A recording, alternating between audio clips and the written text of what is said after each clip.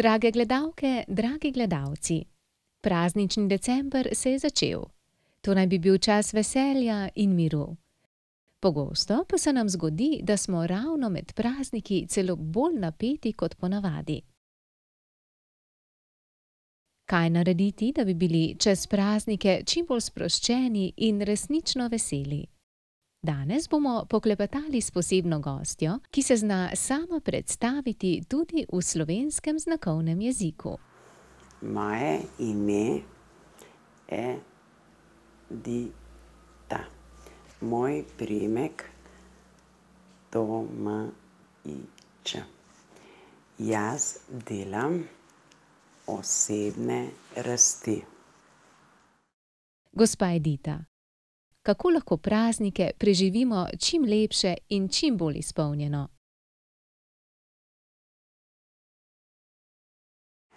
V prihajajočih praznikih smo veliko bolj čustveno dojemljivi za vse napetosti, žalosti, osamljenost, strese.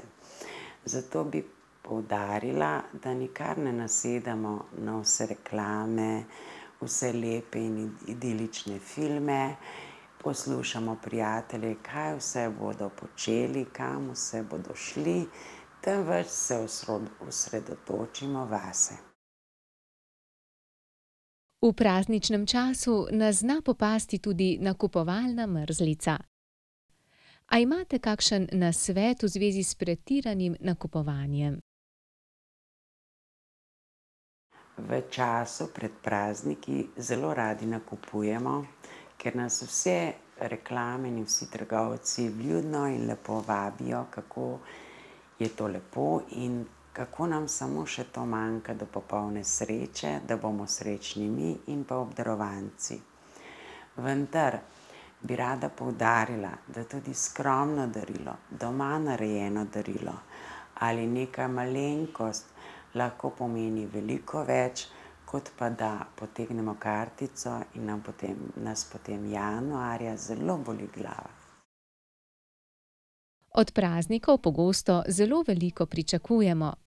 Včasih pa se naša pričakovanja izjalovijo in potem smo slabe volje. Zakaj je temu tako? Vedno pričakujemo nekaj od zunaj, vendar bi rada poudarila zopet, da vsa naša počutja in čustvena stanja so odvisni samo od nas samih.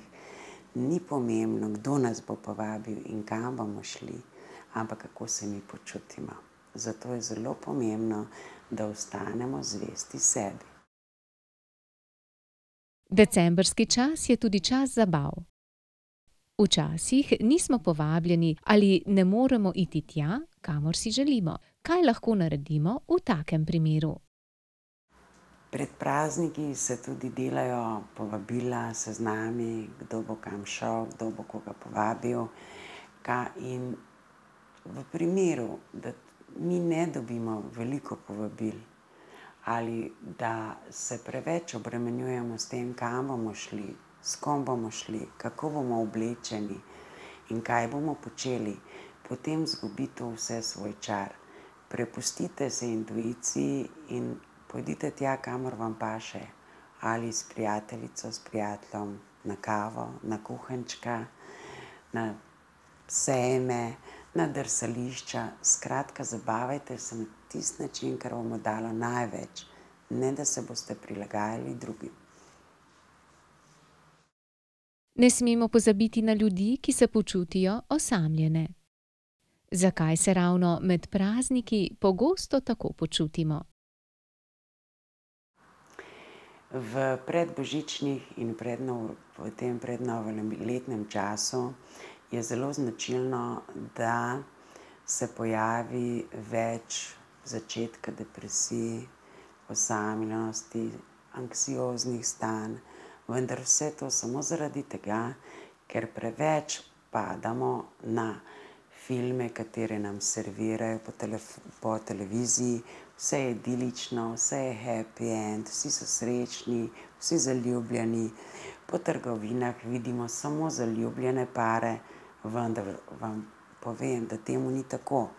Iz svoje prakse vem, da se v tem obdobju tudi obiski pri meni povečajo, zaradi tega, ker se osamljene osebe počutijo manj vredne.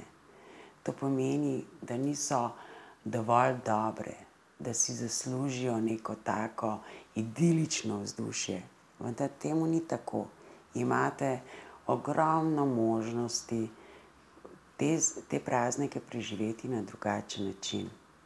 Lahko obiščete stare sorodnike, lahko polepšate nekomu dan, greste obiskat koga v dom starejših občanov, imate možnost sodelovati na kakšni dobrodelni prireditvi, lahko greste sprehoditi male živali v zavetišče. Skratka, možnosti je veliko, samo okrog je treba pogledati in začutiti sebe, ne kaj bojo drugi rekli in kako drugi izgledajo. Včasih pa največ težav nakopljemo prav samim sebi. Nekateri želimo biti za praznike popolni in smo zaradi tega še pod dodatnim stresom. Imate mogoče kakšen nasvet proti perfekcionizmu? Pred novim letom in pred zabavami smo zelo obremenjeni s svojo samopodobo. Želimo biti popolni, pretirano se obremenjujemo s tem, kako bomo izpadli, kako nas bojo drugi videli, kaj bojo mislili o nas, kakšni smo. Zato je zelo pametno, da se pogledamo in se sprejmemo v celoti takšni, kot smo. Ni pomembno, kako lepo obleko bomo oblekli. Lahko je vrhunska, lahko je najbolj popolna, tudi če naš izraz ne bo srečen in zadovoljen in če ljudje ne bodo začutili, da smo mi dejansko srečni sami s sabo in zadovoljni, nam nobena oblika, obleka, kilaža ne bo pomagala. Zato vam svetujem, da se dejansko sprejmete takšni, kot ste. Ker nihče ni primerljiv, mi smo enkratni in neponovljivi. Decembra okolica pogosto od nas pričakuje, da bomo nenehno veseli. Kaj naj naredimo, če se v resnici ne počutimo vesele? Ob gledanju raznih prireditev in filmov vidimo, da so vsi okrog nas srečni. Vsi pričakujejo, da smo srečni, da smo nasmejani. Vsi igrajo neko igro, vendar se mi tako ne počutimo.